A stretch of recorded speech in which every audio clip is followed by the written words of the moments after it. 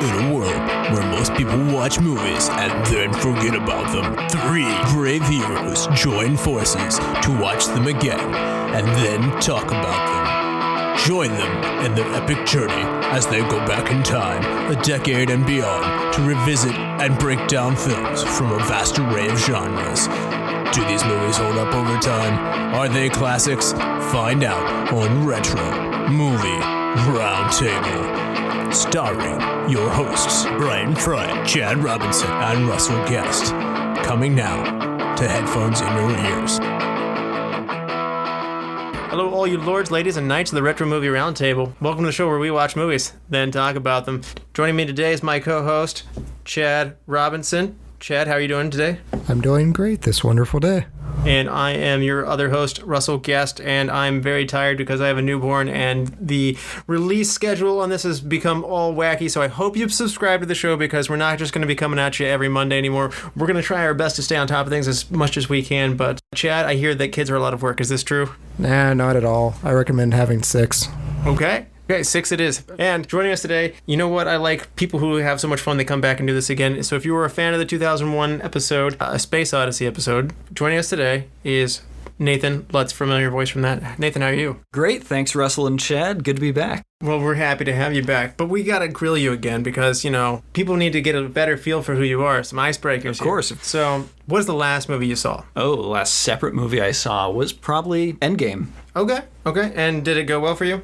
Yes, it ended fantastically for me. It's not the end, though. There'll be more. Actually, you know what? I'm correcting myself already because I did then go see Spider-Man. Okay. It indeed did continue and will continue into the future with many, many possibilities opened by both movies. Anytime a movie makes that much money, there will be more. These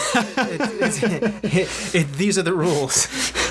Even if James Cameron has to take I guess a decade to get around to making a sequel, there will be more anytime a movie makes. I mean, the danger is if, like James Cameron, you decide to make 6 sequels and then instead of starting with the easy bits and producing them while planning the big bits, you try to do them all at once. It just gets forgotten for 10 years until finally it comes back and everyone goes, oh, wait, what was that movie, Avatar? That's right, It did make that much money. Oh my gosh, it made that much money. It was a big deal. I don't even remember how it was so big, but it was quite the event. Counterpoint, there will be no Titanic 2. Okay. There wasn't there, of some sort? No, those were sequels to the animated versions, right? There was definitely a spoof movie that had on the marquee, like, coming soon, Titanic 2, but I don't remember if this was, like, Scary Movie, not another teen movie or something like that. Like, that joke has definitely emerged in something, so, yeah. I don't know what the colon is on that, like, Titanic 2 Rising. I don't know. Titanic 2 Keeping It Down There. It's a zombie movie. Hope floats. So, as an architect, which you are, and we work together, I know this. I know both of these things. And as a fan of movies, what house is the creepiest you've seen in a movie? So, this is actually fairly recent, but the house from It, the recent remake, is just pretty appalling looking, but it's great. So as a client, you would not want to, as an architect, you would not want Pennywise the clown to be your client. That would be preferable, although maybe he's really fun to work with, and you could literally pass off anything and he would accept it. In fact, he would be happier with the worse it gets. So, almost all profit. Yeah, I mean, you have to do code research to make new code violations like that. Yeah, exactly. Yeah. So, the murder room. So, what is your go-to movie theater snack when you go to the theater? So, on the subject of architecture, which I'm not a fan of, the Waterfront Theater in Pittsburgh, not a fan of the architecture, but their pretzel bites with the cinnamon spread are awesome. Pretzel bites, okay. I don't think I've asked this one to you, Chad. What's your go-to snack? Oh, it's got to be movie theater butter. Just butter? No, in a bottle? Yeah. Okay. Yeah. The popcorn's the bonus, but the butter's the crack. There you go. Shake hands with this man afterwards, and then you'll have a residue. So, what TV show would you most want to see go for the big screen? Well, since we're doing a game movie tonight, what I really think that I want to be bringing up is not a TV show, but a video game on the subject of Please, where is the Zelda movie? I've been waiting for this for many years, and it's not here. Please give it to me. Yeah, Nintendo's not monetizing. That would be super awkward. Link wouldn't talk for 2 hours. Maybe that would be a hilarious running joke, or maybe that would be like the brilliant, subtext thing of the movie where everyone interprets it differently. I think he would talk. I just think he would. Oh no. We did that once and never again. Did we? Yes. The CDI game. Oh, you mean the game? Okay. No, I meant the movie. He'd have to talk. I mean, the guy would have lots of lines, let's be honest. They're just all the same line. Yeah. I do want to see like a Daniel Day-Lewis as Ganondorf. Yes. So, what movie are we going to do today, Nathan?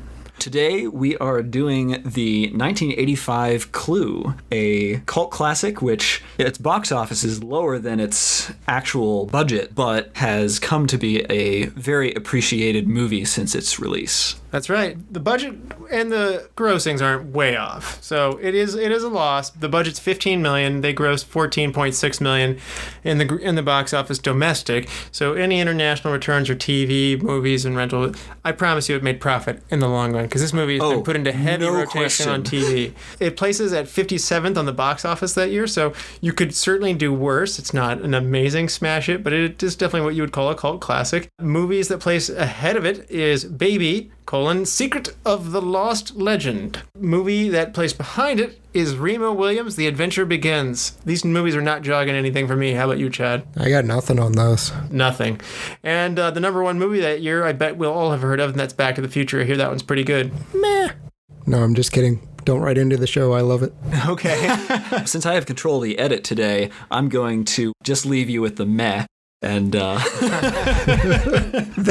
was my wife's reaction to it. It was very disappointing. Oh, no. Really? I showed it to her. She'd never seen it. And at the end, I was excited. The clock tower scene, I'm like, this is one of the greatest cinematic moments in history. And I look over and she just goes,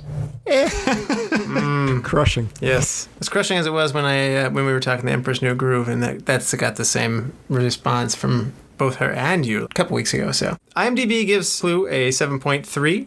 And Rotten Tomatoes, the critics really did not like this movie. They give it a low 59%, and the audience likes it a good bit more at 86%. So here we are at our 50th episode. I can't believe it. We hit it. This is a bit of a mini milestone. With that, though, Nathan, have you seen Clue before? If so, what was it like? I have. It was back in high school when some of my friends finally brought me into the fold on this movie, when there's this gaping chasm of movies from the late 80s and early 90s that I just haven't seen, and this apparently was on the very early end of that, but once I saw it, it was just like, oh, this is wonderful.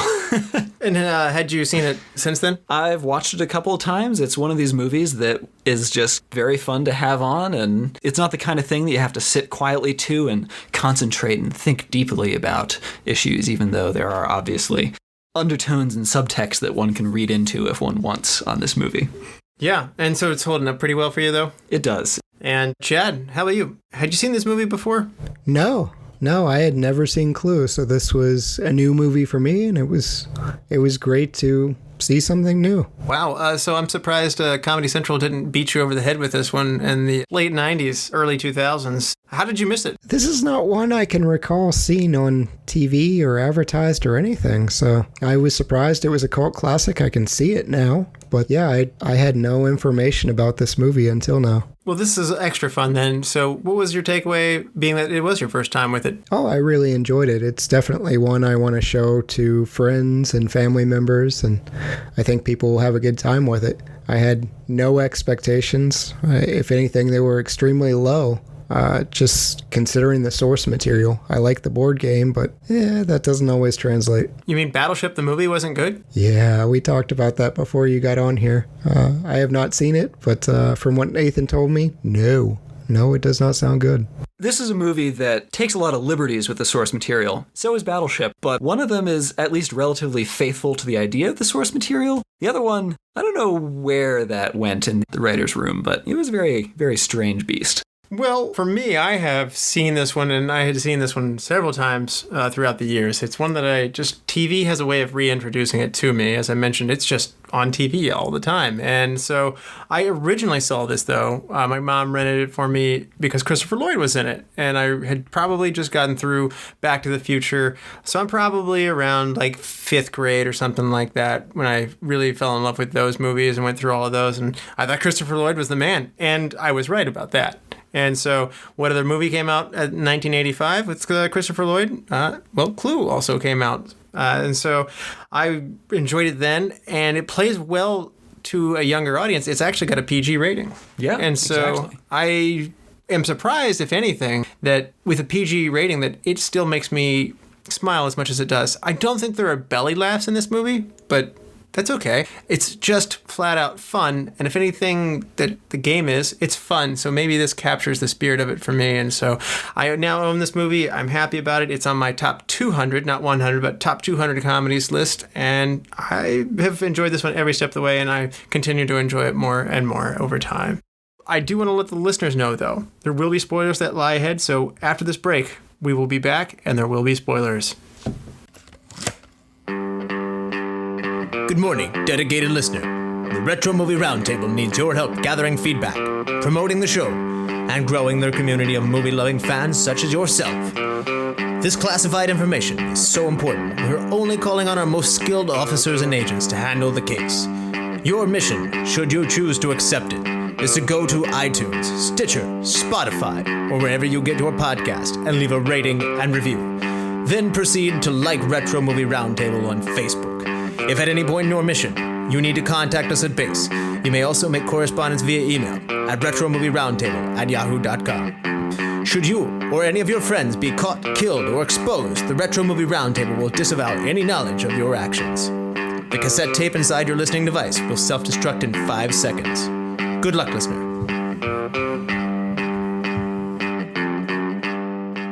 So we're back, and this is your final warning. There will be spoilers that lie ahead. So if you don't want to know what happens in the movie Clue, turn this off. Go watch the movie, come back, and enjoy the rest of this podcast. So, Nathan, why don't you refresh people who haven't seen Clue since 1985, or maybe only went to the theaters to see it once. And don't even know how it really ends. Right, yeah, that's a tease for later, but go on. Spoiling my own spoilers. One dark and stormy night in the 50s, 6 strangers arrive at a proud hilltop mountain. They meet a butler who assigns them curious names: Mrs. Peacock, Professor Plum, Mrs. White, Mr. Green, Miss Scarlet, and Colonel Mustard. Each of them has a secret they will do anything to protect, a secret that the man said to be their host has been blackmailing them with. But nothing is as it seems. The servants in the house are strangely familiar to some, and their host is yet to arrive, and Wadsworth, the humble butler, seems to know more than he lets on. When the slippery Mr. Body arrives, bearing with him a heavy crocodile skin case, he sits back as Wadsworth exposes the guests' accused misdeeds, sneers when the guests are told he is the blackmailer, and when the butler urges them all to reveal Mr. Body to the police, he proposes a simple alternative: kill the butler and keep their secrets. From his case, he gives each guest a weapon: a heavy gold candlestick, rope in a noose, a massive wrench, a delicate knife, a lead pipe, and a loaded revolver. Before they have a moment to consider, he turns off the lights. From total darkness emerge a gasp, a scuffle, a gunshot. When Miss Peacock finally gets the lights on, the revolver lies on the floor, there is a bullet hole in the wall, and Mr. Body lies apparently dead on the floor. Every guest protests their innocence, but with the police already called, they must work quickly to identify which of them it was who killed Mr. Body. In the chaos which follows, the cook is found dead by the knife. Mr. Body turns out to be alive, only to be found later clubbed over the head with the candlestick. A driver with a broken-down car asks to use the phone, only to be killed with a lead pipe. A passing police officer sees the car and inspects the mansion while Mr. Wadsworth and the guests hide the bodies. Later, he falls victim to the wrench. Moments later, the maid Yvette is strangled with the rope, and a singing telegram girl is shot with the revolver. When Wadsworth and the guests reconvene, the energetic butler declares he knows who did it and how. With great enthusiasm, he reenacts the events of the night, concluding that, well, it depends on the ending. In theaters, the movie would air with one of 3 endings. In modern releases, the 3 endings play back to back. They reveal that the servants and visitors were all informants for Mr. Body, but implicate different suspects. In the first, he names Miss Scarlet as the murderer, fooling her into thinking the revolver empty so that the FBI can catch her. Second, he names Mrs. Peacock, who is also caught by the FBI after being tricked to walk out of the house. Third, he implicates them all, excluding Mr. Green, who suddenly shoots the butler and reveals himself as an FBI plant. The film ends with the FBI arresting all the other guests. Very thorough, and full of twists and turns. One of the things that made Clue really unique, as you mentioned, was when people went to the theaters, they only got one ending. And I think this is a large part of why the critics backhanded this movie and hated it. The intent was so that you would go to the theater 3 times to see the end, and you would still sit through the same start. And I think that in itself was viewed as a gimmick.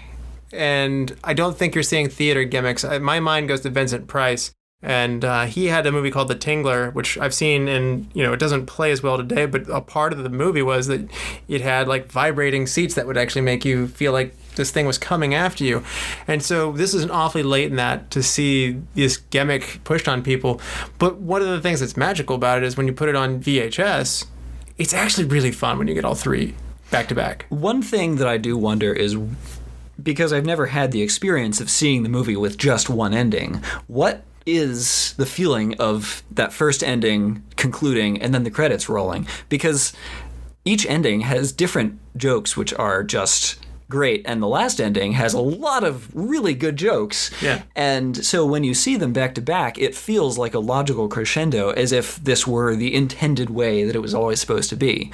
And again, it makes perfect sense given the game Clue. So I really think that the theater gimmick idea was something of a mistake. Yeah, and like I said, the critics did not reward them at all for that attempt. Right. Chad, what do you make of this multiple endings as well as multiple releases in theaters? I actually would have been okay with 2 of the 3 endings. I think the Miss Scarlet one makes a whole lot of sense, and it's fun. We'll call that ending A. Yeah, they even set up the corny Gone with the Wind joke whenever she gets arrested. The frankly, Scarlet, I don't give a damn. It's like, Yep. a little eye-rolling, but it fits with the movie. And the Wadsworth guilt, that ending with Mr. Green giving the line, if you want to know who killed Mr. Body, it was me in the hall with the revolver. Like, that's great. That encapsulates Clue. The one that didn't work for me was Miss Peacock. There was nothing that really made sense of that, and maybe it was because I saw Fake Out ending number 1, but I think if I had gotten that as my true ending, I would have left pretty upset. You're not a fan of the, for he's a jolly good fellow, for he's a jolly good fellow, for he's a jolly good fellow. Yeah, I did like the whole, we're not going to do anything. Let's all just leave and pretend that nothing happened. And the J. Edgar Hoover joke was great. Yes. Yes. And that's the thing. There's a couple of jokes in this movie which maybe it's not a belly laugh, but it's really fun to just think about, and it just makes you smile. I have to protest that comment from Russell earlier, though. I'm not someone like, go to a movie with Brian Fry if you want to have a good time. One of our co-hosts, he laughs and it's infectious and it's great. I'm not one of those people. I laugh internally a lot of the times. I'm like going with Drax from Guardians of the Galaxy, but there was a scene with the cop talking to Wadsworth, and it just had me laughing out loud. I loved it when he's talking about everything I've seen here is legal, and Wadsworth is like, "Are you sure?"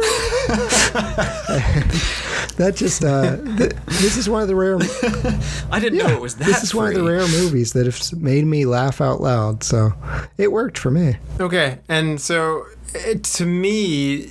And so that is fair. It is primarily a comedy. A mystery is very much secondary. Yes, yes. And I think for me, what it does is, when I said it doesn't make me belly laugh, I'm not saying it's not funny. I just have a really fun time with it. And in a way, I have a really fun time with the game.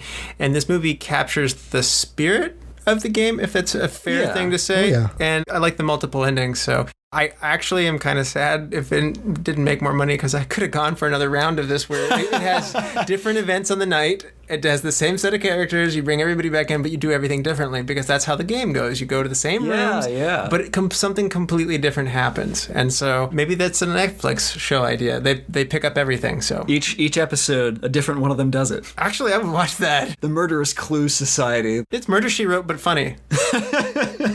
So yeah, it's a movie that the multiple endings to me go together better, though, to make it a better whole. Like I said, I saw this on VHS from the rental store or TV, and I can't even imagine only getting one. It would be a very short movie for one if you did. Yeah. Now, of course, some of the elements from those endings almost certainly overlap with one another, so it wouldn't just end. But watching those back to back make it better. It's the rule of repetition. You know, when he delivers the line of like, well, not a popular dish in Cantonese cuisine, monkey brains is not a common dish here in America. I'm butchering that slightly.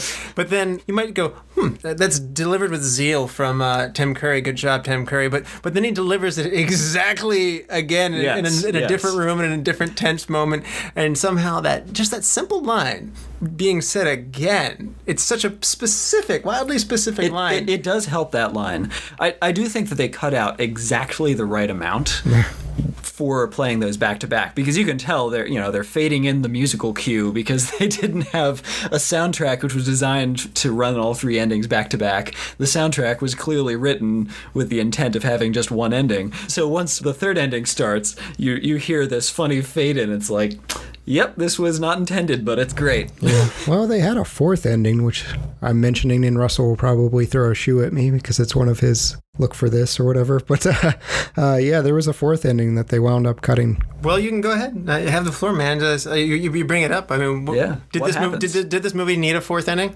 No. See my Wayne's World commentary. Don't overdo it. Well, Wayne's World, if you'll recall, has 3 different endings, and I remember you said it was overdone. And, as John Murray wisely pointed out, this is the comedy rule of 3. 3 is a magical number for laughs, and so 3 felt just right here. I mean, while I just said I would watch a whole sequel, I would want different events to lead me up to that. Yes. So this is the right amount of zaniness and crisscrossing, and also the more endings you put in it, the more you have to plant along the way, because this movie's actually very methodical. Like when they say Mrs. Peacock's not standing there and you go back and watch it a second time, she's not standing there. This movie really takes advantage of creating so many Chekhov's guns in a movie that at the end of it you can turn around and pick on any one of them and it seems like everything fits together. But there are enough puzzle pieces that you can kind of do whatever you want with it. So Chad, you alluded to it. B is your least favorite, but between A, which is the Miss Scarlet is the culprit, or C, everybody kills somebody, and particularly Mr. Body was Wadsworth the whole time. Which of these is your favorite? I think I like C just because it's so dense with the comedy. Wadsworth saying, "So I choose to expose myself," and Colonel Mustard is like, "Please, there are ladies present, just calmly." And how disappointed Professor Plum is that he killed the butler and not actual. Yes. Yeah, and even Mr. Green. And flames on the side of my face, and yeah, and that was improvised, so good for her. But the Mr. Green declaring, "No, I'm a plant," and Miss Scarlet saying, "A plant? I thought men like you were usually called a fruit," because he confesses to being gay earlier. Yeah, Stuff with that, and the clue line, where Mr. Green establishes who killed Mr. Body, where, and with what weapon. Like, that was great. So Nathan, we have 3 endings, as we mentioned. Can you rank them for you, like in level of your enjoyment? I agree. I think 3 is the best, has all the great humor in it. 2 is the least interesting. Unfortunately, Mrs. Peacock is just not that interesting to me. If I were ranking the cast, she might be close to the bottom of having sense of presence and really filling the character. She has great lines and everything, but I think that her turning out to be the one isn't quite as interesting, though her accent change is wonderful. More on that later. But I'll hold back for now. Yeah. And so your favorite though is Wadsworth. Yes. Masterminding everything. Yes. Okay. And, you guys had nailed my ranking, so I as well prefer C than A than B. And just to piggyback on what you're saying, B, I like Miss Peacock, though, for the record. I did like her, but why I like C is it's extremely complicated. And A's moderately complicated. It's clever. Yeah. And B is just pretty much straightforward. We have one killer. She's behind the whole thing. There's not another turn on this, whereas the C has another turn, and then another turn, and another turn, and somehow that just lends itself to this kind of humor. Well, what happens next is very much a big part of the brand of humor. I mean, it's definitely one of these things where, because all the characters are so surprised in the third ending, you're enjoying them reacting to, oh my gosh, they figured out it was me. Yes. Yeah, absolutely. And one of the things that I thought was interesting is I try not to bring other critics into it too often, but I mean, I noticed Ebert praised the A ending and saying the other two weren't very good. Oh, I did like the A ending, but C is the best, as we've all voted. Quite possibly, Ebert would have looked at it as A is the methodical mystery ending where everything feels like that's exactly how it was supposed to be put together. It feels like a regular mystery. It feels like the correct conclusion to the mystery. There's a more established motive. Yeah. And there's a little bit more of the plot unfolds to a more rewarding conclusion, whereas Mr. Body gets shot and Cian's kind of all over. And I think also by that point he probably went to 3 showings of it, and he's probably a little sour of it by the end. And I think there's just I don't know that he I think when you're Ebert you have to sit through how many movies? And you don't want to sit through the same movie 3 times, and so by the 3rd time I think he's just sour grapes. I'm also imagining these theaters not telling you which ending is in which screening, and someone walking in. They did. I'm sure they did, but it would be quite hilarious. Darn it, I wanted that 3rd ending. I guess I'll have to go see it a 4th time. Oh, that you're describing like the gumball machine, or like not gumball machines, but like the vending machines that has collectibles. So yeah. Like if you want to get all 5 Power Rangers or all 30 football helmets or whatever, and you put a quarter in and you turn it, and how many quarters are you going to put in before the law of averages works out? This would be the EA video gaming approach to the Clue endings. Absolutely. I do appreciate Professor Plum's nonchalance when Scarlet is just, I'll sell everyone's secrets. How do you think your reputations will suffer if you're implicated in murder? And he's like, my reputation might go up in the UN if they knew I was implicated in murder. Yep. He's just so casual about all of this. Like, oh, shucks, I killed the wrong guy. They're just going to cover up the mystery of 6 murders? Yes. They do it all the time. Why do you think it's run by a guy called Hoover? This is good stuff. Chad, we've gone pretty far into this. Why don't you give us a cast rundown? Sure thing. First up, we have Eileen Brennan. She is the chatty Mrs. Peacock. You might recognize her as Xandra on Will and Grace, or she was the cat lady in Jeepers Creepers. That one stuck out to me. Tim Curry. He's the goofy butler, Wadsworth. He's also Dr. Frankenfooter from Rocky Horror Picture. There's Madeline Kahn, who is the seductive Mrs. White. She's also one of my favorite roles, Lily von Strupp in Blazing Saddles, and she's Elizabeth in Young Frankenstein. Yes. Christopher Lloyd, he is the sexually deviant Professor Plum. Russell's already mentioned it. This is Doc Brown from Back to the Future. And I wanted to say, because I'm trying to get Russell to watch some more Star Trek movies here. He's the Klingon Commander Krug from Star Trek 3, which was 1984, actually. That's my next movie, so I'll get there. Yes. I promise I'll get there. It's kind of hilarious. He's Christopher Lloyd in Klingon makeup, and it's great. Yeah, we've seen Christopher Lloyd this year in alien makeup. That's true. Michael McKean, he is the clumsy Mr. Green. This one's a little tougher. If you've seen Better Call Saul, he was Chuck McGill, or David St. Hubbins in This Is Spinal Tap. Martin Mull, he plays the opportunist and sometimes kind of buffoon Colonel Mustard. For me, he's always going to be Principal Kraft from Sabrina the Teenage Witch, but he's also Leon Kapp in Roseanne. Oh, he is, isn't he? Yeah. I knew the Sabrina one, but I didn't make the Roseanne connection. Good way to bring that together. Yeah, he shows up everywhere. Lesley Ann Warren, she is the cynical Miss Scarlet. She was originally Cinderella in the 1965 live action. She plays Sophie Brimmer on Desperate Housewives for people like my wife. There's Colleen Camp. She is the busty maid Yvette, who was Mrs. Vanderhoff from Wayne's World. I recast her then. I feel worse about it here because I like her here.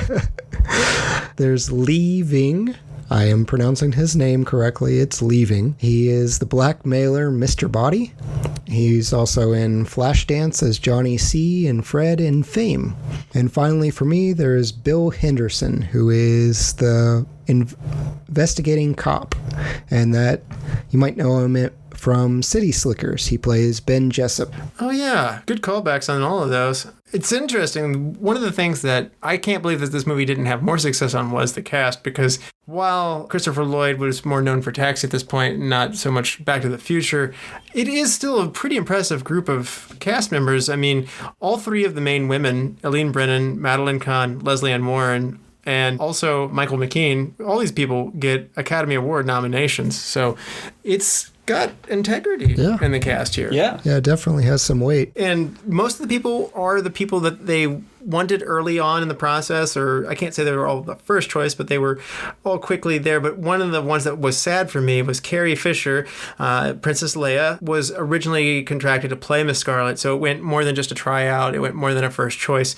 Unfortunately, she withdrew to undergo treatment for drugs and alcohol addiction. She was having trouble, and I gotta say, I really wish Carrie Fisher had been in this. I really wanted to see her take this. So that would have been awesome. I totally agree with you, but Lesley Ann Warren is a real highlight of this cast as Miss Scarlet. Oh, yeah, she knocked it out of the park. My mind just goes to Carrie Fisher and Blues Brothers. Yeah. If you've seen Blues Brothers, she is this little, she's not a big lady, and so she's just this fireball, and she's got like this automatic gun, and she's going like nuts off the deep end, and I see this angry side of her, the rage that I would like to see. I would like to see her once the unveiling comes out. So I also think that she could do the standoffishness without coming off as being as dislikable, because I could see her being stern, but we still like her. And I don't know if that's just because she's always going to be Princess Leia for me, and like I'm always going to like Princess Leia. Yeah, maybe. I don't know. But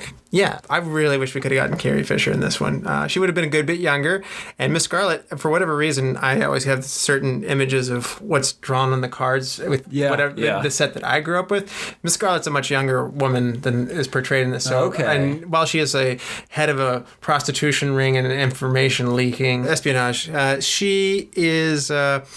in my mind, I would have cast younger, and Carrie Fisher would have helped. Interesting. Some of that as well. So anyway, Jonathan Lynn's theory first choice to play the role of Wadsworth was Leonard Rossiter, but he died before the filming commenced, which is in keeping with the theme of the movie.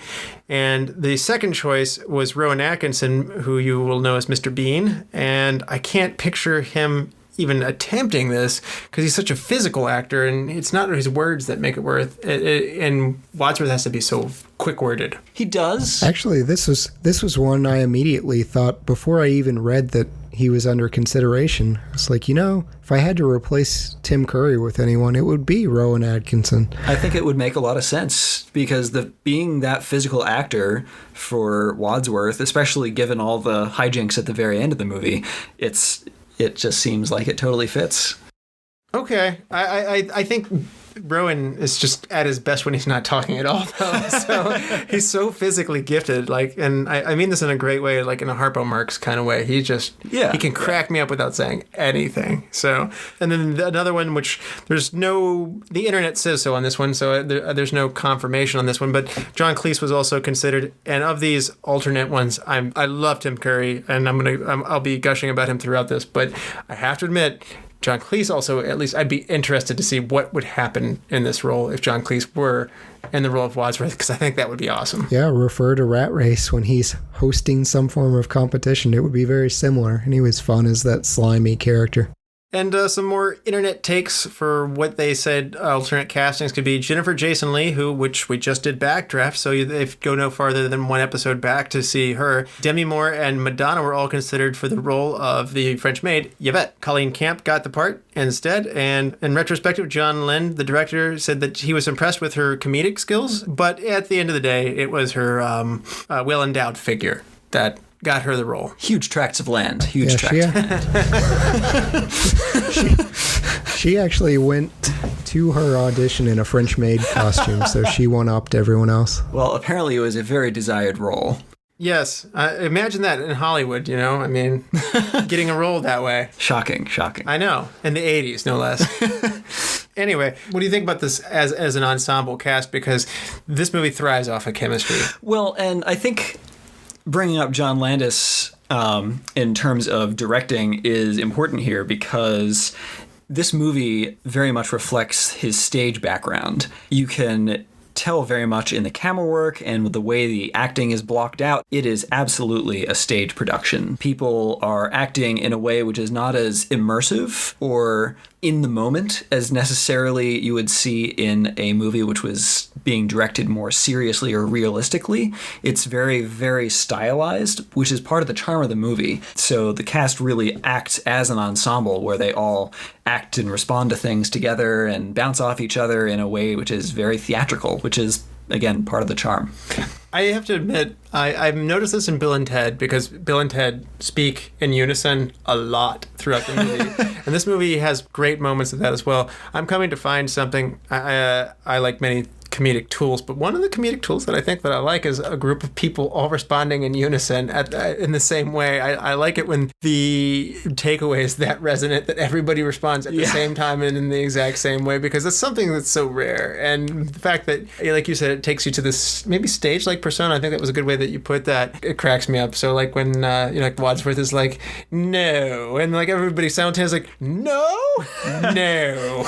Exactly. It feels almost like you're watching people who are in the room with you acting instead of looking into, through a window into another world or something, which is part of why this movie is the way it is. Maybe that lends itself to the game as well. You set up this box, this little thing is like a stage that you open up and it's there. So I'm with you on that. Chad, as an ensemble, what do you think about this group and their chemistry? Yeah, I thought they were all great. The problem with ensemble casts like this is you don't really give enough time for everyone that you'd like to see. I would have liked a lot more Professor Plum from Christopher Lloyd. Mm-hmm. I really felt like Mrs. White was probably the least fleshed out. She had a couple good lines when they're talking about how many men have you had, and she's like, other people's husbands or just mine? But you get a little tiny bit of her character, but they don't do much with her, and there's just no time to work with really 8 main people. You kind of wish that during some of those scenes where they break into pairs that they talked a little bit more so that you could maybe dig into their characters a little bit more deeply. Yeah, I agree. So let's talk about the film creation here a little bit. John Landis, who we talked about on the Coming to America episode, and speaking of Blues Brothers with Carrie Fisher just a second ago, he's one of the writers and director of Blues Brothers. Oddly enough, he does American Werewolf in London as well, and the Thriller music video too.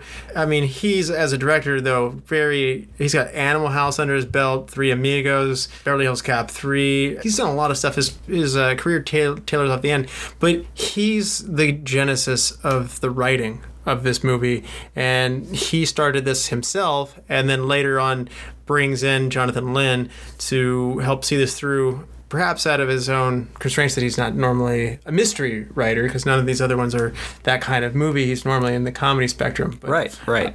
So, again, to take the game of Clue, though, and to build this fun, wacky mystery thing off, I got to give Landis a lot of credit for that. So, Jonathan Lynn, as a director, Chad, what do you think about him?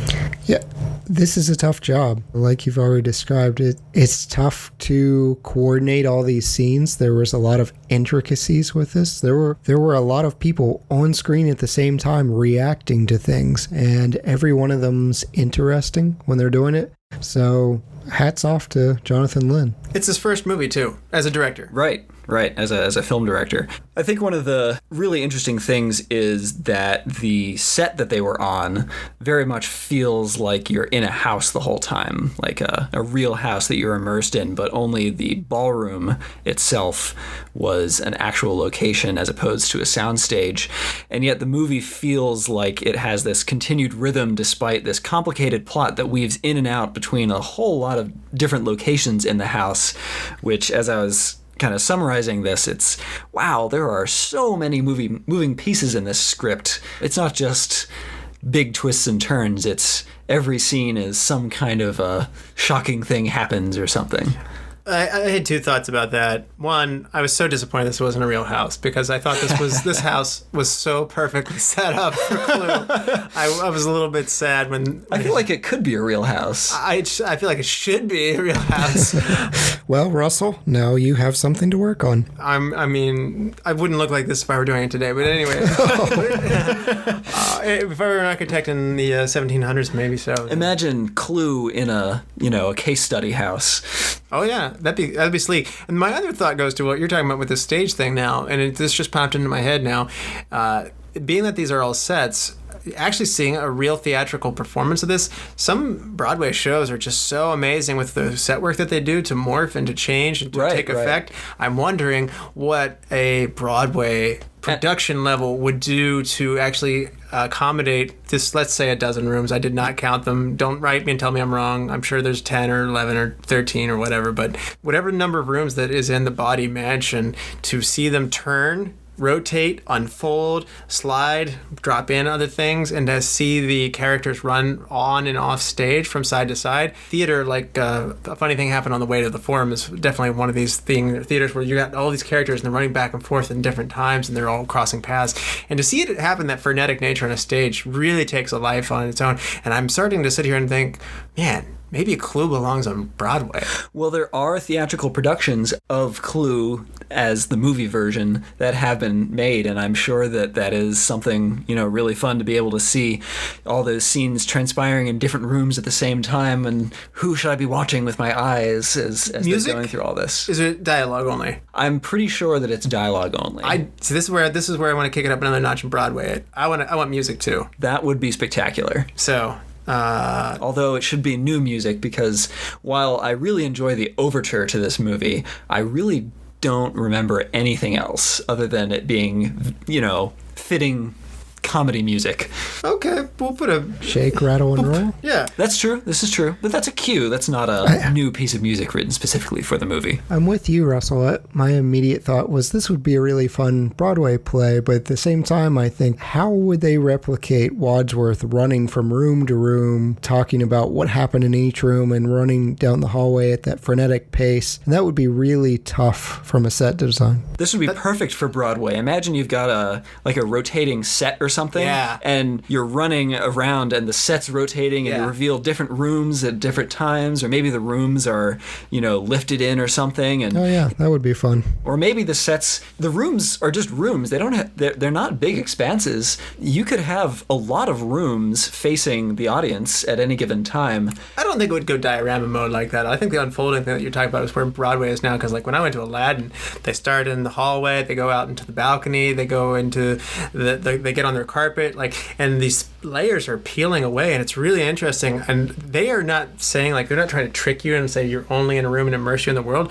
They're saying this is a stage, this is how it works, and we're going to wow you with it. And I think this movie would do that. Because the other thing is, the blocking in this movie is very much as if you're an audience watching something. The camera doesn't move too much. There are very few scenes where the camera is doing anything but sitting and watching a scene unfold, and the takes are fairly long. Yes. There's a couple of creative perspectives, angle, like where they're shooting from, but I would agree, this is not a cinematically rich movie, and I don't know if it's because comedies, obviously they thrive on the situations and the characters often, but this is one of those ones where the cinematography was not necessarily at the forefront. Anyway, Jonathan Lynn, as we mentioned, this is his first movie. He goes on to do one of my favorite movies, probably my top 10 comedies here, My Cousin Vinny from 92. So he tops himself later. I actually like Sergeant Bilko. Some people don't, and I actually quite like the whole 9 yards. So he's actually kind of criticized for having a very spotty career, with only My Cousin Vinny being his shining moment. But I'm going to go to bat for Jonathan Lynn a little more in this. It was actually supposed to go to Landis, but Landis was busy with other projects, and he trusted Lynn, who helped him write it, to do it himself. And so Lynn wasn't necessarily aiming to become a director, but he said, when presented with an opportunity to direct, you got to take it. And so it's interesting. It was viewed as a failure at the time, but I don't think as a director he did a bad job. I think it all goes together well. Yeah. It doesn't overstay its welcome. And the other thing that I want to mention, you're talking about the style and the substance and how, the sets and stuff like that, it did do lighting, well. I felt like the warm glow was comforting, like you know something's amiss with what's going on, but at the same time, they didn't go full-blown haunted house in this place either. Right. This is not a mystery where you're expecting someone hiding behind a corner. This is something where all of the perpetrators are out in the open and you're kind of wondering which of them it is. It's not something where it makes sense for something to be hiding. Even when they are searching the house, it's not even vaguely implied that it's somebody else there. It's Agreed. just that Colonel Mustard is weirdly pushing people to split up for no particular reason. Yeah. Chad, do you have any more information on that fourth ending? I kind of wanted to talk about how that was cut from the movie. I don't. So, again, there's not 100% clarity on this one because both Tim Curry and director Jonathan Lynn have said that they didn't really remember what the fourth one was going to be. It didn't make it farther along, but a novelization comes along, and the basic lines of it are there in the novelization, and so to some degree, if you go by that, there is allegedly a fourth ending in the script where Wadsworth committed the murders all out of a twisted need for like the perfection in his life, that he reveals that he poisoned everybody in the slow-acting toxin in their drinks throughout the night. He is later himself killed by dogs as he's trying to escape the house in a car. It's a pretty grim finish. Everybody dies, and it doesn't feel like it plays the tone of this movie. And if indeed, and I say if, that was the fourth ending, not only is it too much, but I don't think that's a good ending. No, that's super dark. Even though I did like the inclusion of poison, because that was an original weapon for Cluedo. It just wasn't included in Clue. So that was kind of cool. Indeed it was. What do you think about the time setting, Nathan? We got 1954. Any reason why this 1985 movie wants to be 1954? Well, I think it's critical to a lot of the themes that are in the movie. This is something where if you really want to analyze the film, you can. This is a film set in the McCarthyist, paranoid, oh my goodness, you're different from us kind of mindset where, you know, several of them are doing things where to a modern audience it's kind of shrug your shoulders or even, well, that's not bad at all, but critical and kind of hilarious, some of the overreactions that, like, for example, Mr. Green is being the gay example is of like, that. That doesn't even play well today. It doesn't play well today at all. Some of their reactions to it are kind of hilarious, like Mrs. Peacock's, oh my god. Well, it's so judgmental. Yeah, I guess you're right. And I didn't think about it because the blackmail goes a lot farther than, you know, Miss Peacock being a politician's wife. I mean, clearly both sides, I'm going to make everybody mad on this one, but whether you're Hillary Clinton and you're destroying computers or whether you're Donald Trump and potentially colluding with other countries, it seems like a lot higher stakes than what Mrs. Peacock doing here. People are holding you to these really high standards. Exactly. People would almost be disappointed if you weren't cheating in politics now. So yeah, you're right. Some of these things, I mean, obviously Professor Plum would still be... Right. That would still be, no. And killing several husbands still holds the great shock of all. Yes. While removing certain parts of them as three guys cross their legs at the same time. Green's thing, though, wasn't really... He confesses before anyone else does that he's gay, but if you see the photos, it's actually not what his blackmailing secret was. The photos of him are him coming out of a government building with a briefcase. So the information they had on him was different. He threw them off the trail by just throwing out information. But yeah, you're right. The reactions were very, very different. I did not pick up on that at all. That is sharp observation, but it makes total sense now that I think back on it. I do feel like Landis just had a bunch of J. Edgar Hoover jokes that he had to get off his chest. So he's like, hey, I'm going to make this in the 50s so I can make constant J. Edgar Hoover FBI jokes. And so we talked about when it is, but there was actually a little clue for where this is because they mentioned Route 41, which guarantees that this being in New England, if you're looking at that part of Route 41, you're either in Connecticut or Massachusetts, and everybody's like, why did we have to drive all the way up here to this ugly house? Which they kept making comments. You know that ugly house on top of the hill? Like I was like, I don't feel like it's as ugly. Like it's like a rich person's house. Like it's a mansion. And I can't remember exactly where I was, but I was driving home from an orchestra concert the other night from, it was out at Butler County Community College, and on the way back, I saw a house on the top of a hill while driving through like a forested area, and it was like exactly what you would expect a house from Clue to be.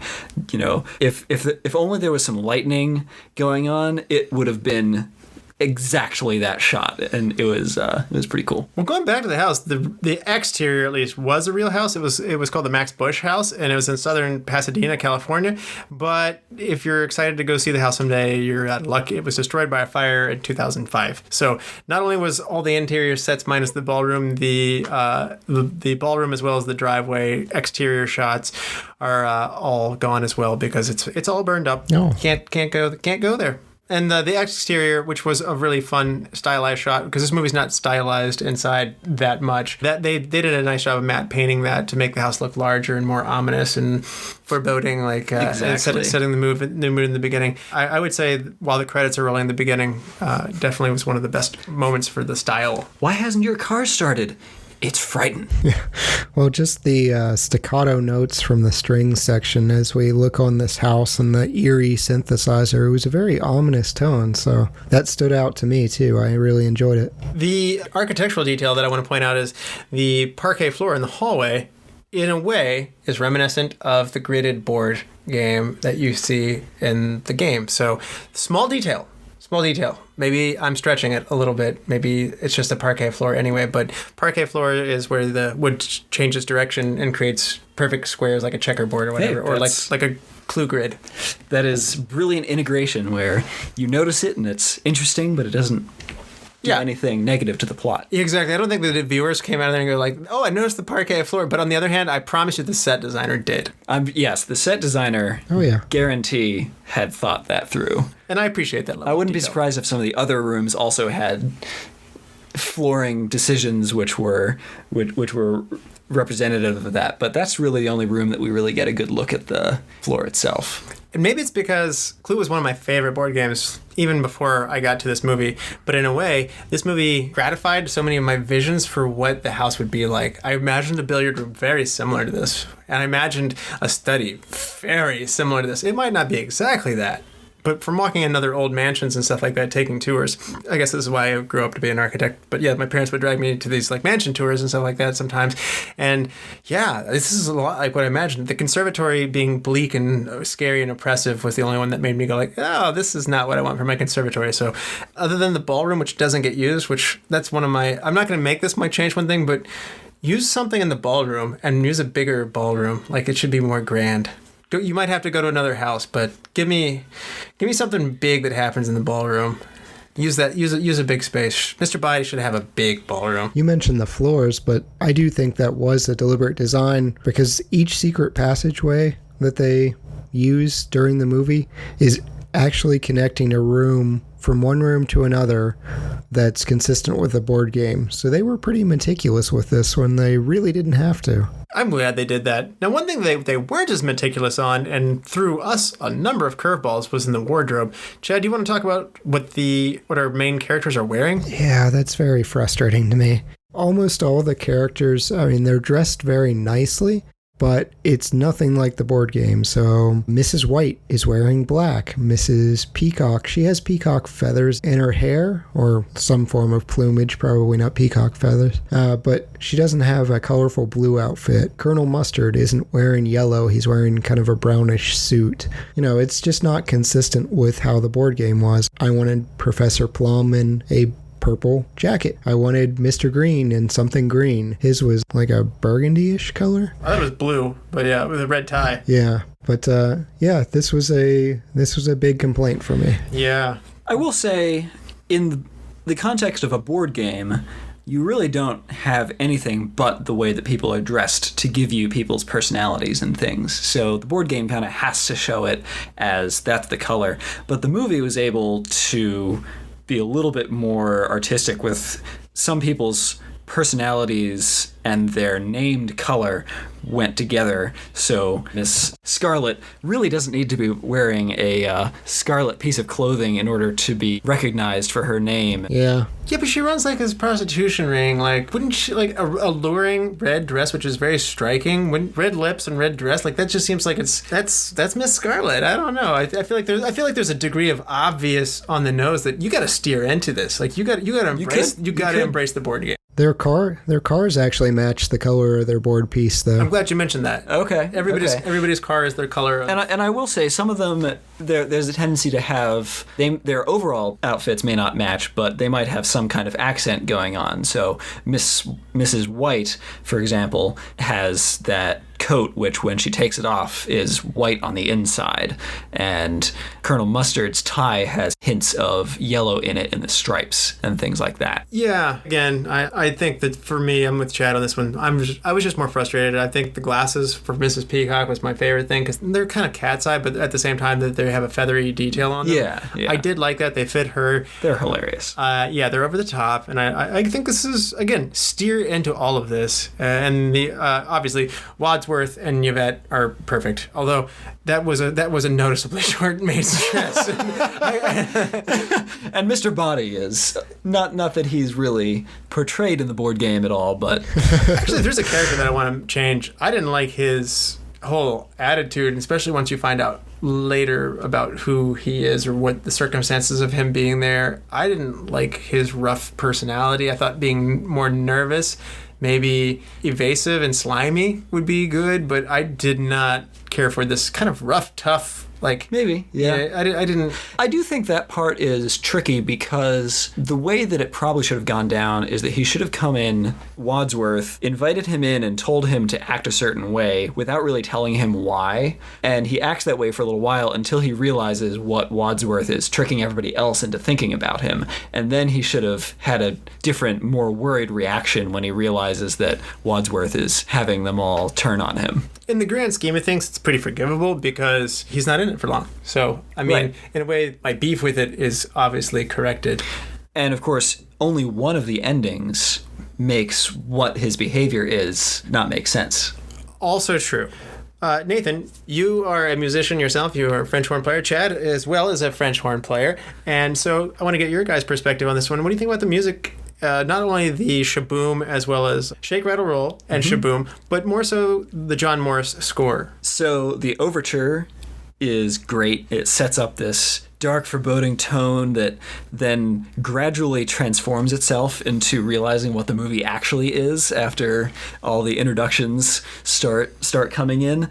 And the rest of the movie, it, for the most part, just keeps this wonderful, not terribly memorable, but it fits the tone of what's going on exactly, and it accents the scenes in the right ways, and I think it's a good score. Yeah. Chad, what's your take on the music of Flu? Yeah, I definitely agree that Overture was a big standout moment for me. They do a good job of having this kind of fun, light score whenever Wadsworth is running from room to room doing the reenactments, so that was good. It was kind of nice having the 50s scores. Introducing Yvette and having her dance to Shake, Rattle, and Roll was a little bit heavy-handed. Like, we get it, and if we didn't get it, we had every character except for Mr. Body stare at her chest. I was kind of proud of Mr. Body when he... Mr. Green. Well, Mr. Body didn't either, and I was like, hey, he didn't check out her chest. Yay. And then he lifts up her skirt, and I'm like, oh. Well, he works with her all the time. Yeah, so he just has a different favorite. He was staring at other parts of her. Yeah, I was proud of him for 5 seconds. But yeah, the Life is a Dream or... Shaboom, yeah, by the Crew Cuts. Those were fun and they added to it, but for the most part, I didn't notice the music that much. I did notice the music a lot, and maybe it's because I've seen this a lot of times. Maybe I've seen this over 10 times easily. So maybe with repeated viewings, it starts to emerge a little bit more. I'm with Nathan. Love the beginning. You know it's fun. It's not really dark and serious, but it's dark and fun at the same time, and that's a world that I like to live in for sure. And the hijinks and calamity and the music itself, it adds to the pace. And I can't imagine Tim Curry running around without this score playing. So, and the physical nature, it is such a compliment. Again, I'm sitting there grinning ear to ear on this. Again, I'm not necessarily belly laughing. I'm just having a lot of fun, and the music is a big character and a big part of why this all comes together. And so if anybody else who makes a video game or board game movie wants to understand what Clue does well, they got the spirit of the game and they carried it down from the scenery, the sets, the idea of what is going on. They actually brought some of the spirit of the game into the story, and then obviously they reinforced it with every detail. And that's why most video game or board game movies suck, and this one doesn't. So Chad, look for this. Professor Plum says he works for the World Health Organization, or WHO, and it's part of the United Nations organization. So when you put them all together, it's he works for you-know-who. And I'm going to go with the singing telegram girl is played by Jane Wiedlin, best known for the rhythm guitarist of the Go-Go's. Yep. And if you're not sure who the Go-Go's are, it's an 80s band most known for We Got the Beat. So, yep, they got an actual musician to do the musical part there. Hey, it was fun. Big role. Big role. So it's that time of the podcast. It's my favorite time of the podcast. We're ready to hand out some awards. Nathan. Well, I think that we're all going to have the same person on this list, but, maybe I'll be surprised. But MVP, Tim Curry. My goodness. It's a good pick. Yep, Chad. Yeah. His grin, man, it just gets me every time. It's infectious. His energy's off the chart. He just fills this entire movie with whimsy. What just stands out to me is just how he says simple things, like when he's slapping Mr. Green around and Mr. Green goes, "Will you stop that?" And he just goes, "No." And does it again. No. Or he tells the cop, "What do you mean, murder?" What do you do? I buttle, sir. I do think the mean reviews could have been warranted if you didn't have Tim Curry. All the other cast I actually really like, and I'm pretty happy with everybody on this cast. But if you didn't have Tim Curry, this thing doesn't come together. And for that reason, he's the MVP. Yeah. Most of the other cast deliver their lines in a way which would imply that this is a much more serious movie than it is. Yeah, I agree. And so, Best Supporting Actor, Nathan. I mentioned this earlier, but Lesley Ann Warren as Miss Scarlet is perfect for the role and chews all the scenery, and it's hilarious. Okay. Chad, Best Supporting Actor. I'm right there with Nathan. We're hand in hand here. Lesley Ann Warren, I just like how she kind of sits back and delights in everyone's misery. She has great quips. She has lines like life after death is as improbable as sex after marriage. And she's believable as the murderer, so she makes the first ending work. I'm going to go with Path Less Traveled on this one. I'm going to go Eileen Brennan as Mrs. Peacock on this one. Okay. I did like her over-the-top nature. Like, once she's been poisoned, I liked her, like, hypocritical, ghastly, like, oh, what's wrong with you? Like, the disapproval when she herself has skeletons in her own closet. This was a big character, and I think she took it bigger than anybody else. And obviously not everybody can go so exaggerated, but she did. She's first billed. She's actually billed over Tim Curry. I think that might be partially alphabetical doing that, but nevertheless, I think she's great in this, and I did like her in this. So while the B ending, as we talked about it, was not good, it wasn't her fault. I think that she was my favorite piece of the supporting cast. And that's hard to do because I love Christopher Lloyd. I just didn't think he got much time to shine, as Chad had mentioned earlier. And Madeline Kahn was awesome in this, but I also felt like I wanted her to get a little more time. She takes a slap like a champ, so those scenes were great. I had to stop her screaming. And then when Tim Curry just slaps her just to reenact it. Oh, hidden gem. Nathan. I'm going to have to go with Bill Henderson here, the cop, who doesn't have a whole lot of screen time, but he sells the heck out of all those lines where he kind of messes with them by implying something bad is going on, and then at the end, it's a free country. Oh, he's great. He's great. I wish he had lived a little bit longer. He's really good.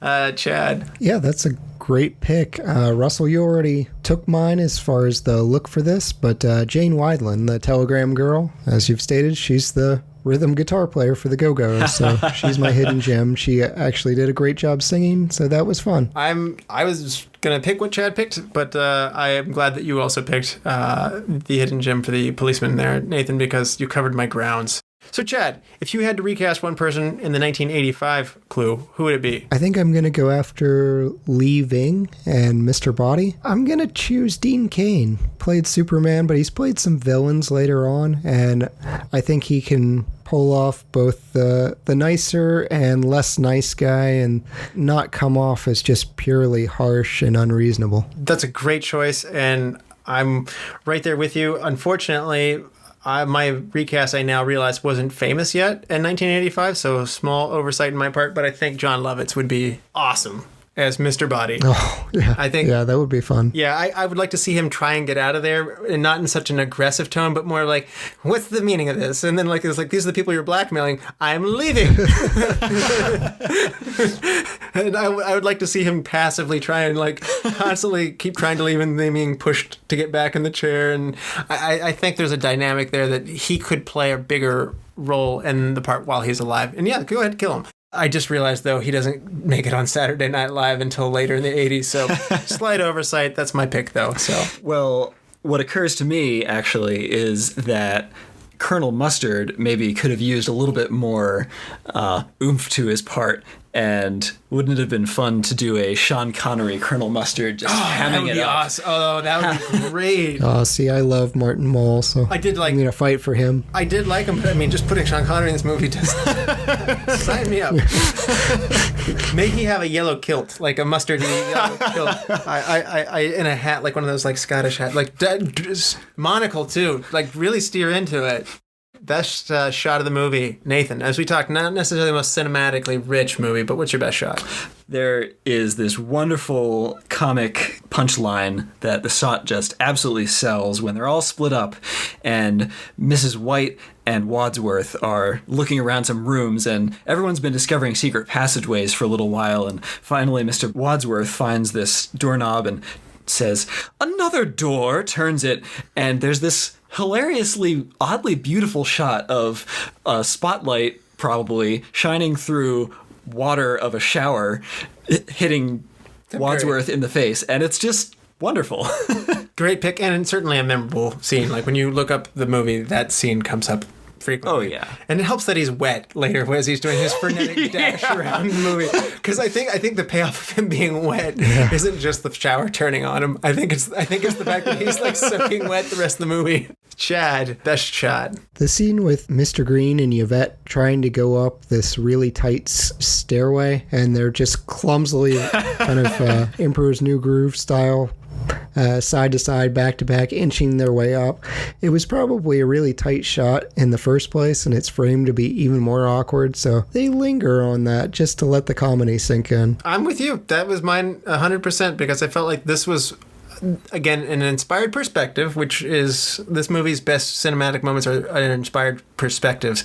Like when the dead body's in the study, for instance, someone kind of like, you have a really low angle and like the policeman comes in, or sorry, the other people come in. Yeah. But this one was my favorite as well. Good lighting, good elongated perspective, and you have this really pretty woman, like Mr. Green, and like they're being awkward with each other, and they're also scared. And this was a good scene. Love that you picked that, Chad. I'm gonna second that. So, best scene of the movie. I think there could be a lot of alignment on this one, but Nathan, I'm just gonna go for the third ending.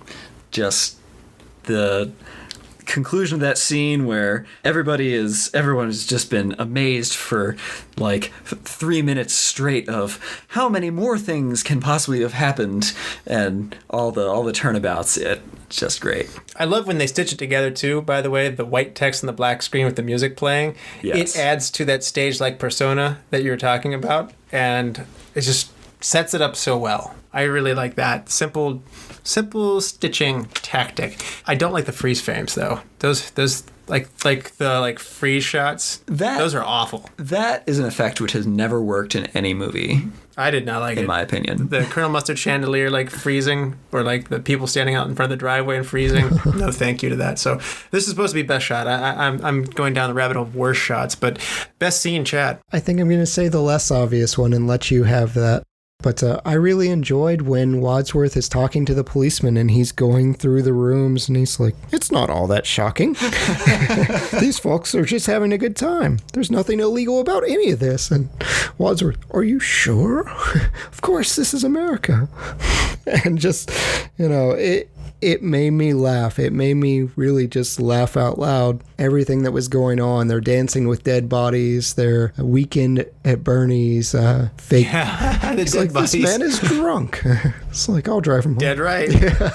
There was just so much crammed into that scene, and it was great being in on the audience side and knowing what we knew versus what the policeman knew, and just the irony that's laid on really thick here. Great choice. And I'm going to second Nathan and just go the resolutions. And I'm going to count them all as the same scene in 3 different versions of themselves. It was creative. Other than Wayne's World, there's not many movies that have alternate endings, and I'm a sucker for that. I just love it. I think there's a lot of fun to be played with that. It's breaking the fourth wall almost and saying, like, we know we're a movie. I'm talking to the audience directly and saying, this is what could have happened, but this is what might have happened. This is what did happen, and it's all packaged so well. So, best quote, Nathan. My favorite is when Wadsworth says, "I'm sorry, Professor Plum, you were once a professor of psychiatry, specializing in helping paranoid and homicidal lunatics suffering from delusions of grandeur." And Plum says, "Yes, but now I work for the United Nations." And Wadsworth just comes back with, "So your work has not changed." Good one. And Chad, what is your best quote? When talking about Wadsworth's wife having socialist friends, he just goes, "Well, we all make mistakes." Talking about things that may not hold up in 2019. Oh, that's where Mrs. Peacock has her "oh my God" line in response to that. That's right. And Chad, you kind of took my best quote, which was the interchange between, the cop and Wadsworth. With the "I can explain everything, you don't have to." Is there anything going wrong here? This is America. That definitely was mine, and I'm not going to read through that whole thing again because you pretty much encapsulated it. But my second one, and I definitely had another one running up behind it, was Colonel Mustard. They were asking, is everything all right in there? And then Colonel Mustard says, "Yep, 2 corpses. Everything's fine." Yeah, I love the matter of fact, like, murder has become normalized to him at that point. He's just like, yeah, this is what's happening tonight. I mean, that's one of the great things, that by the end of the movie, there's the one scene just before the endings start up that they're all just walking around in a daze, like, "Oh, yep, there's another body, and there's another body." So I never do this, but let's think about it. Does this movie want to be remade today, maybe? I'd give it a go, yeah. Why not? It was enjoyable. I think there's more fun to be had, actually. I would not have the reverence to not touch it, because we have this movie. It's great, but you could do something different with it, too. This movie, as we have noticed with the many alternate endings and the other possibilities which could have been brought up as well, I think it really deserves to have a remake and could benefit. I hope it would be profitable this time. It's already got a built-in fan base because I'm a fan. I would go. So if you were making this today, let's take a little quick one. We'll just go around one person at a time, and instead of going down to the cast, let's talk about who might you put in the roles if you were making this movie today. Let's start off with Wadsworth. Nathan, why don't you go first? So for Wadsworth, and this might be an odd pick because he's maybe on the older side of what you would imagine this to be, but I think Peter Capaldi would be hilarious in this role in many of the ways that he acts in Doctor Who while he's the 12th Doctor, where he's this kind of old, serious seeming guy, but has this almost childlike energy to him.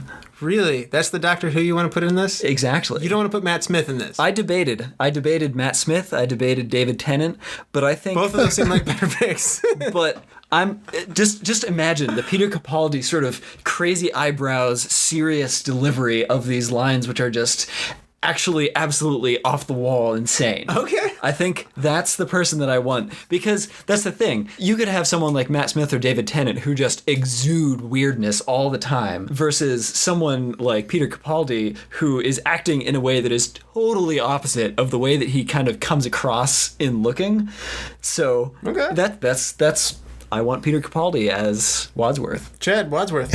I'm tempted to say it's still got to be Tim Curry, but if I have to do it, David Tennant came to my mind. I would want David Tennant to do it. It's a good night for Doctor Who. I feel like I should pick Matt Smith to complete the trifecta of Doctor Who's, and I'm more in your camp, okay. David Tennant. But I'm going to go with a different British guy. I'm going to go with Martin Freeman. That would work great. His high-paced, frenetic, nervous energy, I think, would really do well with this. And I also know that he could do the refined part too, like in the beginning. So yes. I could see the unfolding there. So Mr. Green. So I've got Ryan Reynolds for Mr. Green. Oh, I like your pick better than my pick. That's really good.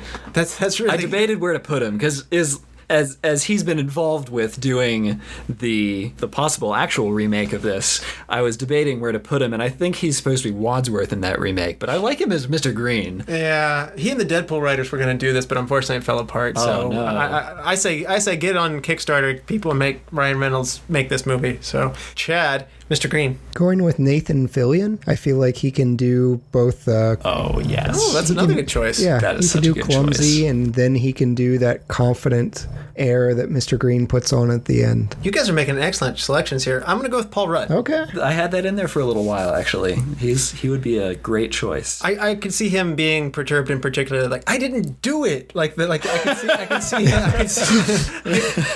could see him like tapping into his Ant-Man as he's coming a little undone through that. So, Professor Plum. For Plum, I've got Jeff Goldblum. Ooh, I that's a good always one. like Jeff Goldblum. I can't think of a movie that doesn't need Jeff Goldblum. Exactly. What can I say? I just think that Professor Plum is this person who is bumbling, but ideally it would be bumbling in the Jeff Goldblum way, where he just kind of like does things. He'd be pervy in like a toned down way. But like a little bit creepy, but funny, like still endearing, but like definitely a creep. I get it. I like it. I like that pick. Chad, who's your Professor Plum? Matt Damon.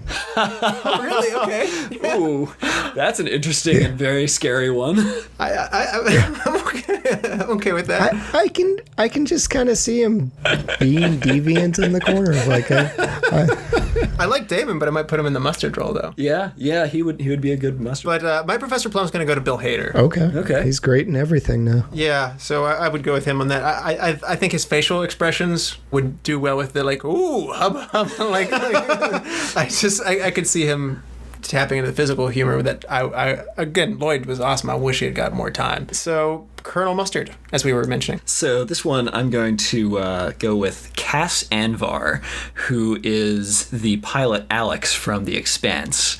And he is an ex-military officer who has some regrets from the past, but is still just absolutely hilarious. And I think that he could really pull off the Colonel Mustard seriousness in a very different way. I think he would be a completely different Colonel Mustard from what we have in the movie, but I think it would be great. Okay. And Chad, who's your Colonel Mustard? If not Matt Damon. He's already been in one board game remake, but I'm going with Kevin Hart. Oh, really? Okay. Nice. Yeah. Yeah, I feel like he could bring some of his special brand of comedy to Colonel Mustard.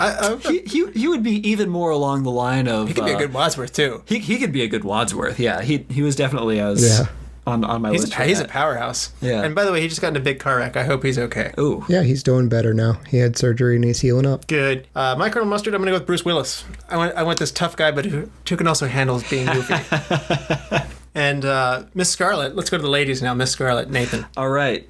Michelle Gomez, another Doctor Who actress. She's Missy and has that wonderful judging everybody silently with all kinds of attitude around her kind of action as she's going along. Okay. And Chad, who are you going to go with your Miss Scarlet? Terry Hatcher. I feel like she can kind of exude this older, been there, done that, dry witticisms that Miss Scarlet had. Oh, okay. I like her, and I wasn't going to go as old for this role because I envisioned a younger Miss Scarlet, and I think the makers of this did too when they had Carrie Fisher slated originally as well.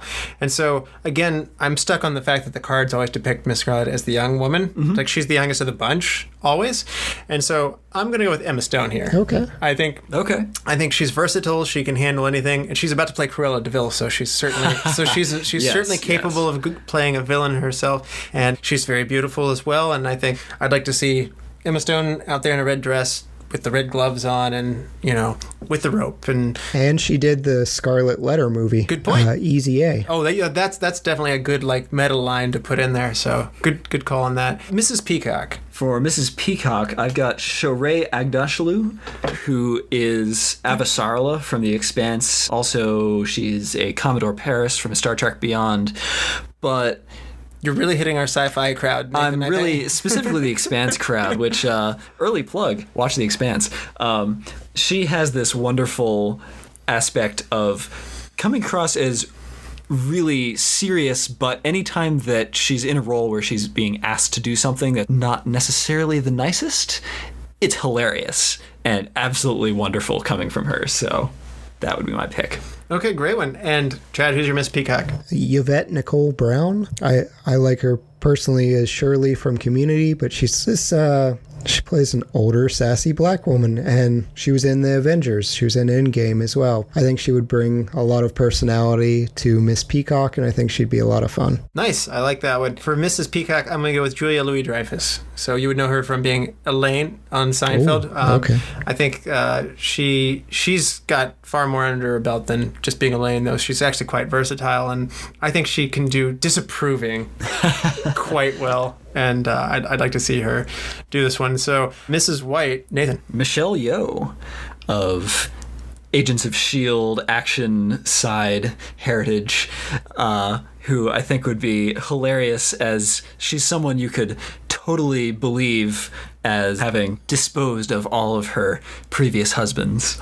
Okay, nefarious. I like it. And Chad, who is your Mrs. White? Megan Fox. I think they were shooting for someone that was just exuding sex appeal. That's a good one. Really good. We've reached the point in time where that can't be Angelina Jolie anymore. So let's give this mantle to Megan Fox. Oh, that's a really good pick. I went with a very different direction. I wanted her to be dark and quirky and play off the murder, some like the mysterious side. Maybe still attractive in her own right, but I'm going to go with Carrie Brownstein. You would definitely know her from the band Sleater Kinney, but more so from Portlandia. So, and okay. I had considered though Helena Bonham Carter though as well. So either one of those would make me very happy on that. So, and one more. Do you have a Yvette? I've got a Scarlett Johansson. Yeah, it's got to be Scarlett Johansson. That's a great choice. I put Kate Upton in that role. She's done goofy comedy before with The Other Woman, and I could see her doing this, and she certainly has the build to do it. But before we continue, I do have one more piece in here that I think is absolutely critical. This movie has to be directed by Wes Anderson. Oh, you made Chad a real sad man. Yes, you did. It would be absolutely hilarious and fit the tone of staged, but absolutely precisely articulated and wonderful. I would really want this to be a Wes Anderson movie. I think you would have a board game like diorama, like the camera would zoom up and go from one room into the other. Exactly. It would be this incredibly carefully put together thing. Man, I don't know who I would trust to do this. I hadn't considered that. I won't be prepared to answer that question. Good add on though. Nathan, is there anything you want to plug before we rate this?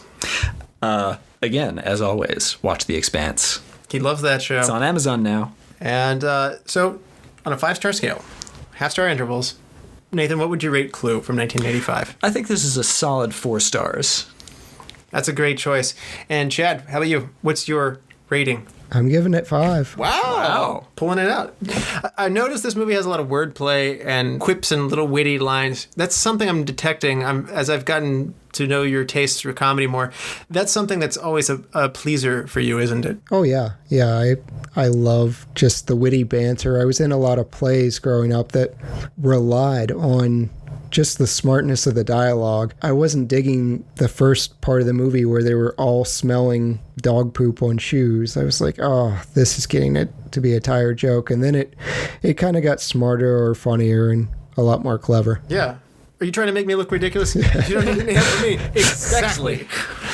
For me, I'm going to hit the right middle road for you guys. As time goes on, I love this movie more and more. And I'm at a 4.5, but I have to admit, I just grin like an idiot from ear to ear watching this movie. It puts me in a great mood. So it does probably put me in the 5 frame of reference. I've watched it a lot of times, and so from rewatchability, it's pushing 5. It's a 5+ for rewatchability. So, it's wonderful to rewatch. Yeah, so I'm at 4.5, but it's a solid 4.5 if that's such a thing. Chad, you want to help me pick a movie for next time? Absolutely. Let's do it. We've been neglecting the 70s, and we're gonna keep with the comedy spectrum. We're gonna go back to the 70s here. We got a remake that happens later, but this is the original Fun with Dick and Jane from 1977. When an upwardly mobile couple finds themselves unemployed and in debt, they turn to an armed robbery and desperation. Option 2, The 12 Chairs from 1970. In 1920 Soviet Russia, a fallen aristocrat, a priest, and a con artist search for a treasure hidden in the jewels inside one of the 12 dining chairs lost during the revolution. Option 3, Out of Towners from 1970. An Ohio sales executive accepts a higher position within the company and travels to New York City with his wife for his job interview, but things go wrong from the start. All of these sound intriguing, but The 12 Chairs is a Mel Brooks movie, so I'm going to have to vote for that one. I like it. And Nathan, thank you so much for coming on the show, man. We appreciate it. Thanks for having me on. It's been fun. And thank you all for listening as well. Remember all the Lord's Lazy Nights, the Retro Movie Roundtable. We want to invite you to reach out from us. We want to hear from you. Subscribe and rate and review on iTunes, Spotify, Stitcher, Google Play, wherever you get your podcasts. Those iTunes reviews help others find the show. It's the number one thing you can do to help the show. So just take 30 seconds of your time to give it a 5-star rating and write a little 1-sentence review.